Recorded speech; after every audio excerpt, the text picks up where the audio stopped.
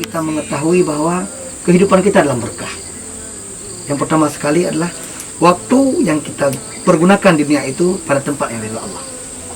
Kesehatan yang Allah berikan itu kita pergunakan pada ridha Allah. Rezeki yang kita dapatkan kita pergunakan di jalan Allah. Itu tanda berarti ketiga-tiganya itu berkah.